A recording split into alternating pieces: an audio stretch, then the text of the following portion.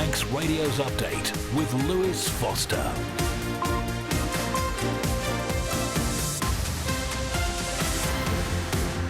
Fasamai, good evening and welcome along to Update on Manx Radio. It's 5 o'clock on Monday the 21st of July.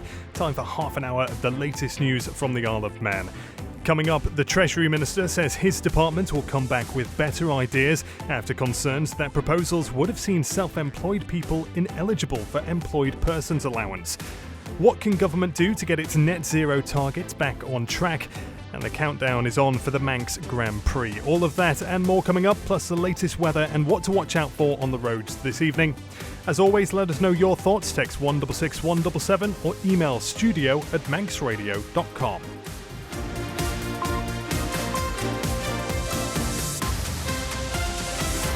But first of all, we'll start, as always, with the latest headlines from Siobhan Fletcher. Fasamai, Siobhan. Fasamai. An MHK says proposals that would have seen self-employed people made ineligible for Employed Persons Allowance were unjust and short-sighted. Douglas East Joni Farragher was one of a number of members to criticise the plans in this month's sitting of Tynwald. Well, last week, Alex Allinson withdrew proposals around the allowance following the concerns raised. Speaking on Manx Radio Breakfast today, he says whilst he's listened to the concerns and Treasury will come back with better ideas. Meanwhile, earlier today, Manx Radio reported on John Morris, who, after turning 65, had his right leg amputated. He's been told he doesn't qualify for a disability benefit, but the Treasury Minister says there are various avenues available. Here's Alex Allinson. In the story you broadcast, one of the things you highlighted was the steps to get him in and out of his house and things like that. There are various grants there to increase the ability for people to be more independent and get in and out of their house more. Having targets for net zero is imperative to seeing action, according to DEFRA Minister Claire Barber. It's after some Tynwald members suggested either moving the goalposts or dropping them altogether after a report found that critical targets are at risk or have already been missed. And Zachary Walker won the Isle of Man Grand Fondo title on Sunday. He won comfortably in the end despite crashing twice. Further afield, a Colombian man's been found guilty of murdering a couple in their West London home last year before taking their bodies in suitcases to Bristol's Clifton Suspension Bridge. David Lammy has joined other foreign ministers in calling for an immediate end to the war in Gaza, and plans to expand the grounds at Wimbledon have been cleared following objections from local residents. They're your headlines, news at 6. Gora Mayed, thank you, Siobhan, for the headlines there. Now the weather brought to you by Manx Glass and Glazing. Dry and bright at first this evening, then turning cloudier towards dusk with a few outbreaks of light rain and drizzle developing overnight. Minimum temperature tonight 13 degrees. Cloudy at first tomorrow with some patchy light rain and drizzle still possible, but any of this will die out with a few bright intervals possible during the afternoon and evening. Mainly moderate northwest winds tomorrow, the maximum temperature 18 degrees.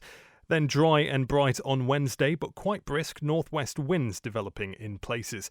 Sunrise tomorrow morning is at 5:15 in the morning and sunset tonight is at 9:36. Manx Glass and Glazing can supply and install single, double and triple glazing. Call 674 573 or visit the showroom on the Snugborough Trading Estate. A ground source heat pump can save thousands of pounds a year, and you can harness this energy on island with Geothermal Limited, the water borehole experts.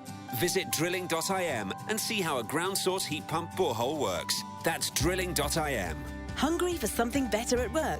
The Quirky Teapot Ballasalla creates bespoke corporate buffets and delivers straight to you, serving the south of the Isle of Man with flavour and style. Call Abby and the team on 22 42 42 or visit The Quirky Teapot on Facebook. Lost your keys? Got locked out? Get in with Kevin's Keys, your fast, reliable locksmiths 24/7. Homes, cars and bikes, Kevin's Keys do it all. And why not get a spare set cut and chipped just in case? Call Kevin on 287 287.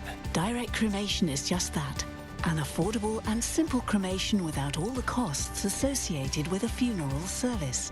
Find out more by visiting directcremation.im or phone Direct Cremations on 478 422. You're listening to the Isle of Man's quintessential daily news and current affairs roundup. Update on Manx Radio. The time now approaching 5:05. How can the island get its net zero targets back on track? That's the question we're asking after Tynwald members debated a report claiming critical targets are either at risk or have already been missed by government. Amy Griffiths has been finding out more. Back in 2021, one of the first things this administration did was approve the Climate Change Act. As part of that, the Isle of Man is now required by law to reduce its carbon emissions by at least 35% by 2030, 45% by 2035, and achieve net zero by 2050. But the Climate Change Transformation Report outlines progress made under the Climate Change Plan of 2022 to 2027, and it was the subject of a lengthy discussion in the last sitting of Tynwald before the summer recess. Environment, Food and Agriculture Minister Claire Barber, MHK, admits the report made tough reading. We know that some of those things are behind where we wanted to be. Unquestionably, I'm not going to pretend it's any different than that. But the reality is I think we need that honesty, because that also then starts to force some of those actions. This isn't DEFRA doing this alone. This has to be all departments playing their part. Another of government's key projects hoping to help achieve that target is the controversial planned onshore wind farm at Erie, Staine and Scard. But as Chair of Manx Utilities John Wannenberg MHK explains, that's also facing delays. We have been asked to do further work by DEFRA, and so to make the planning application as fulsome as it can be, so when it gets submitted, it will be further robustly able to withstand scrutiny by anybody. So when I say withstand, it's not to say this is the way and you can't question it. Here's all the information. Please scrutinise each part and every chapter of it so we can make the best possible case that we can. If that case does not support a wind farm, then we will not progress. But if it does, then we will. And that's why it needs to be as strong as it possibly can be. So what can be done to try and get things back on track? DEFRA believes there are viable alternatives, such as reducing energy exports. Government's also committed to developing a fully costed roadmap for electricity decarbonisation by the end of this year, and says the Climate Change Fund continues to support projects across energy, transport and nature restoration. Amy Griffiths there with that report. Now, plans to stop self-employed people on the Isle of Man from being able to claim a benefit are going back to the drawing board after criticism from politicians. Treasury had intended to make those who are self-employed ineligible for Employed Persons Allowance from September, but the Treasury Minister withdrew his motion from July's sitting of Tynwald after members described the proposals as lose-lose and nonsense and disproportionately impacting women. This change risks unfairly penalising those who are doing exactly what we say that we want people to do, which is working, contributing, trying to make ends meet, even in insecure or mixed forms of employment. It's no secret that many people, especially single parents, carers and those with health conditions, turn to self-employment because it offers flexibility and autonomy. To now tell them that work's not valid in the eyes of our welfare system seems both unjust and short-sighted. I was also quite surprised the Treasury Minister had the absolute nerve to stand up and say that the benefit system is not designed to support subsidising low-wage employers. That is exactly what it does, actually, and it's exactly the position that this Honourable Court has just reaffirmed this week. So for the government to come out and say we don't subsidise low-wage employers is just absolutely nonsense. That was Douglas East MHK Joni Farragher and Ramsey MHK Laurie Hooper there. Well, speaking on Manx Radio this morning, Treasury Minister Alex Allinson says there are no changes to the system. We've been looking at the overall benefit system and trying to make it fairer, easier to navigate, which is why we've been digitalising it. And we went out to look at particularly Employed Persons Allowance. As you say, there's about 950 people who claim this benefit, which is really to support working families and those with young children or parents with disabilities. Around about 50 of those people are self-employed, and we know about a third of them are earning less than the minimum wage when you add it up, and there are some issues with that, and so we wanted to try to get people back into more meaningful work and also support them doing that through these changes. I'm very grateful to some of the members of Tynwald who reached out before the debate, particularly Miss Farragher, Miss Lord Brennan, and also Mrs. Dawn Kinnish, who expressed their concerns. But there was overall concern about it, and so we listened to those concerns. A lot of them were really quite constructive about supporting working families more, about particularly helping people to develop their businesses if they were self-employed. And we've withdrawn the current plans, and we'll come back with some better ideas in the future. You're listening to the Isle of Man's quintessential daily news and current affairs roundup. Update on Manx Radio. Coming up to 5:10 now, the Isle of Man government has spent more than £18 million on off-island placements for mental health patients over the past 5 years, according to figures from the Department of Health and Social Care. Beth Espy reports. In response to a Timor question from Speaker of the House of Keys and Russian MHK June Watterson, the Minister for Health and Social Care, Claire Christian, confirmed that 38 individual patients had received acute mental health treatment in specialist facilities outside the island since April 2020. Of those, 8 were under the age of 18. These off-island placements are described as highly specialised and include admissions to secure forensic settings, either by court order or as transfers from prison, as well as to other specialist units such as perinatal mother and baby units and eating disorder clinics. The majority of placements, she said, were to medium or low secure wards. The data shows the number of patients placed off-island each financial year range between 13 and 24, with a notable rise in under-18 placements in 2025 so far, 3 in the current year to date, compared to only 2 in all of 2020-21 and 1 in 23-24. The average duration of adult placements varied from 299 to 357 days, while younger patients typically spent far less time in treatment, with stays ranging from 7 to 23 days. Data on duration for the current financial year is not yet available. The annual expenditure on placements range from £2.87 million in 22-23 to just over £4.1 million in 2021. The cumulative total over the 5 complete financial years stands at more than £18.4 million, although the costs for the 25-26 financial year are not yet published in full. In the reply, Ms Christian notes that some individuals with long-term and complex care needs may appear more than once in year-by-year data as they continue to receive treatment across multiple reporting periods. Beth Espy there with that report. Now, with the Moneyval examination of the island's financial probity something over a year away, the Financial Services Authority today answered questions from Tynwald's Policy Review Committee. Chief Executive Officer for the FSA, Bettina Roth, sat next to Chair Lillian Boyle. Towards the end of the 90 minutes of conversation, the subject of anti-money laundering arose. Ms Roth was quick to define the FSA's role in this area. It's very important to remember that we're not looking to say, has money laundering occurred? Obviously, that is with law enforcement. So what the authority's remit is for us to make sure that there's preventative controls for firms in place. We have to have a program here as a country, all our financial services and designated businesses, that are there strong preventative detective mechanisms in place that deter financial crime.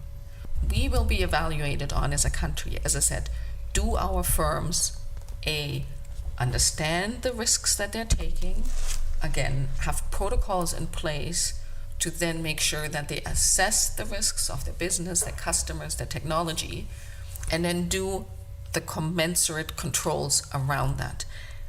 If something is money laundered or not money laundered, is actually not a determination. For example, they would file a suspicious activity report that then goes to the FIU, and again, the FIU could enforce law enforcement agencies to say, look, we think there's something untoward, so there could be obviously work being done by law enforcement agencies.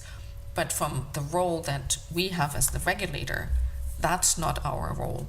We're looking for compliance with the code, and if we see systemic or significant matters that are missing in that preventative control framework. That was the Chief Executive Officer of the Financial Services Authority, Bettina Roth. Manx Radio Travel, driven by Quayside Tyres and Service Centre.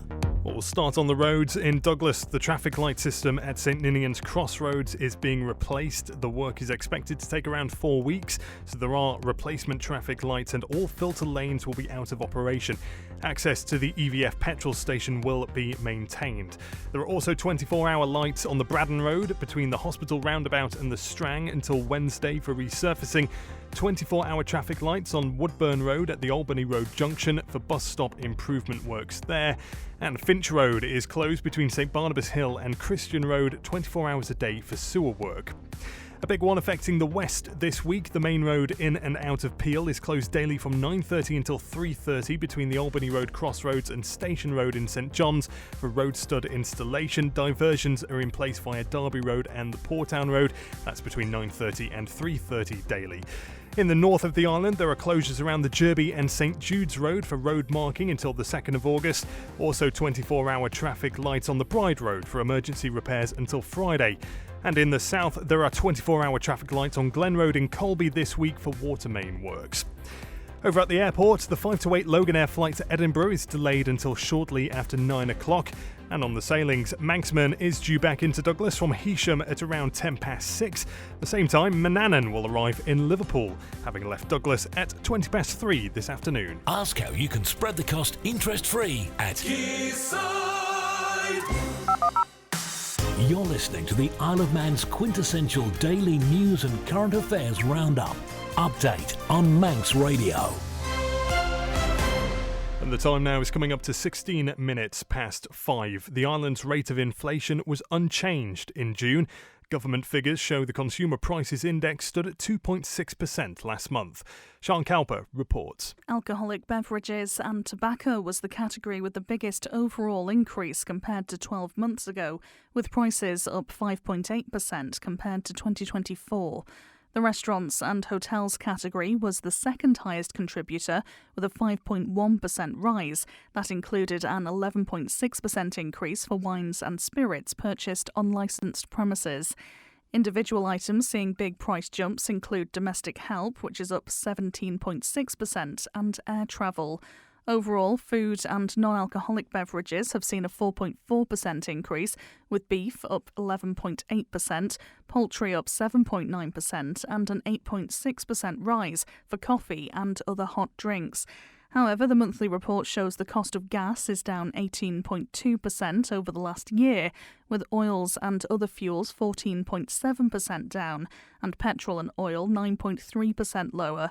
Of the 12 groups of items considered within the monthly inflation report, only housing, water, electricity, gas and other fuels recorded an overall reduction, down 0.8%. Statistics Isle of Man calculates the figures by collecting around 1,000 prices for over 500 items each month. Sean Cowper there with that report. We've heard recently about plans to redevelop parts of Douglas Promenade, in particular the sunken gardens and the green space up on Queen's Promenade up towards the Empress Hotel. Well, the leader of Douglas Council says he's thrilled that the scheme has now been granted planning permission. It's expected to cost £1.4 million and will see a new play area and skate park installed in the Marine Gardens, whilst further along new seating and a beach shower will be built. Councillor Devon Watson believes it's important for the local authority to invest resources into making sure the area is high quality and protected from storms and high tides. Our local democracy reporter Emma Draper has been speaking to him. Absolutely thrilled, and I'm thrilled for the committee and the officers who've done all this work, but I'm also pleased for the more than 600 people who consulted and helped form and shape these plans. As a council, we're really keen to have people involved in the construction and development of infrastructure. So this is a win for all of the people who contributed and helped make this happen. Raising a family in Douglas is ruinously expensive, or anywhere on the island, and being a young parent can be hard, and people desperately need spaces where they can bring their kids, where they can have a good time as a family without the expectation of being charged directly. So this is going to be a win, and hopefully by the end of this administration, we have some really good facilities that people are really proud to use. A lot of residents will be quite overwhelmed by the fact it's going to cost £1.4 million. So would you be able to explain why it's going to cost this amount of money to develop? Yeah, this cost is going to be spread over 2 or 3 decades. I think it's very easy to sort of focus on the cost of things, but also sometimes neglect the value of things. I mean, really decent play equipment does cost a decent amount of money, but we're also going to be going out to tender to get that best value for money over the long period of time. We also have to make sure that this equipment is safe, that it is resistant to sea pressures, resistant to storms, and that does mean that you have to invest a lot more in the area. This is also the gateway and the entrance toward the city, so it's really important that we invest those resources into making sure that this is a decent, high-quality product. But assuming everything goes to schedule, hopefully this work is constructed and done sometime in 2027. That was the leader of Douglas Council there, Devon Watson, speaking to local democracy reporter Emma Draper. 19 minutes past 5 now. A new initiative to support inclusive childcare across the Isle of Man will go live from September. The Childcare Inclusion Scheme 2025 has gained Tynwald approval. It's designed to help childcare providers make their services more accessible to children with additional educational needs, as Siobhan Fletcher reports. The scheme delivers on Action Point 2 of the childcare strategy, which was approved by Tynwald back in July 2022, and is backed by additional funding that was announced in the 2025 budget to support working families and improve access for children with complex needs. Through the new scheme, providers will be able to apply for 2 different levels of support. So Level 1 funding offers up to £468 per year per eligible child to help children with additional educational needs access early education and childcare whilst enhancing the inclusivity of the setting beyond reasonable adjustments. Level 2 funding offers up to £8,568 per year per eligible child, and that's intended to provide enhanced staffing ratios and or specialist resources to better support the children. Daphne Kane, Minister for Education, Sport and Culture, says every child deserves the opportunity to thrive in an early years setting that understands and meets their needs. The Childcare Inclusion Scheme 2025 recognises that some children need more support to access early education and childcare, and that providers need the right tools to offer it. She adds this is an important step towards inclusive childcare. The scheme will be open to applications from providers in August 2025. Siobhan Fletcher there with that report. 21 minutes past 5 and the countdown to Manx Grand Prix is definitely on. With less than 4 weeks to go now before it starts on Sunday the 17th of August. Manx Radio's Journey to a Dream podcast has been meeting some of the 28 newcomers expected to take part this year. Steve Sewell from Cumbria says he's found the events organised for first-timers really useful. Really good. The instructors have been absolutely brilliant. They change how you look at it, and it's just they make it so sort of manageable, break it down into little sections, and be a different game without them. Yeah, and I guess meeting everybody who's in the same boat as well, who've got the same sort of nerves and apprehension, it's quite helpful, isn't it? It is. I mean, there's a lot of stuff that you don't sort of think about, all the little pieces of information that you get from people. It's really valuable stuff. So take us back then, Steve. Where did this all start? Has this been a childhood dream? Was it a little bit later? You said you've only been racing for, about 8 years or so? About 8 years, yeah. No, to be honest with you, it was never a massive dream because I never ever thought I could do it. It's sort of a thing that's sort of grown naturally. You know, I started doing track days and then progressed into racing, and then the idea got planted in my head, and here we are. Here we are indeed. That's some idea to be planted, isn't it? So did you sort of grow up around bikes? There were bikes in the family? Yeah, my dad's always had bikes. He was always sort of fixing bikes in the kitchen and in the garden, and sort of taught me a lot fixing old British motorbikes, and I think by the age 6 I could balance a set of carbs on a Norton. It was good upbringing. And the TT and MGP, was that a fixture in your life growing up? No, my dad was never into the racing side of it, just sort of the classic bikes and things. But certainly when I started racing, as I grew up as a kid watching John McGuinness, that was probably what planted the seed, maybe. Yeah, sort of from your neck of the woods, I guess, as well. Yeah, Morecambe, not too far at all. And your granddad was a bike rider too? Yeah, dispatch rider in the war. Yeah, he had old sort of personal ones. He had all 500 two-strokes and things. Yeah, definitely in the genes, isn't it? We should say you've got your partner and your daughter here as well, and I think they're quite into bikes too, are they? Yeah, sat quietly in the corner there. Little one has a little review that she flies around on. Mrs has bikes as well, track bikes and off-road bikes, so it's a big family thing. We go away for weekends and it's usually built around riding bikes in some shape or form. Steve Sewell there from Cumbria, who's taking part in the Manx Grand Prix this year. You can listen across to the Manx Radio Journey to a Dream podcast over at manxradio.com and listen across some of those other 28 newcomers expected this year. You're listening to the Isle of Man's quintessential daily news and current affairs roundup. Update on Manx Radio. But in the meantime, let's catch up with the latest sporting news and say Fastamai to Darren Timpson. Fastamai. Fastamai. Starting with cycling, Zachary Walker took the Isle of Man Grand Fondo title on Sunday. He won comfortably in the end despite crashing twice, with almost 8 minutes between him and Will Draper, who came in second. Pre-race favourite and Island Games star Tyler Hannay also had an accident and was unfortunately put out of the race.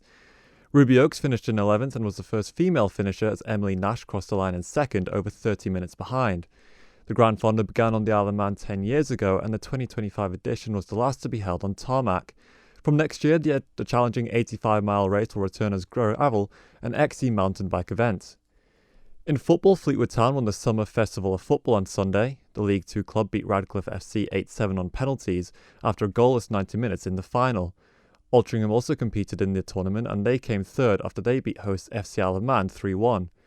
The Ravens lost both of their games as they were also beaten by the eventual winners 3-2 in the first game of the weekend on Friday.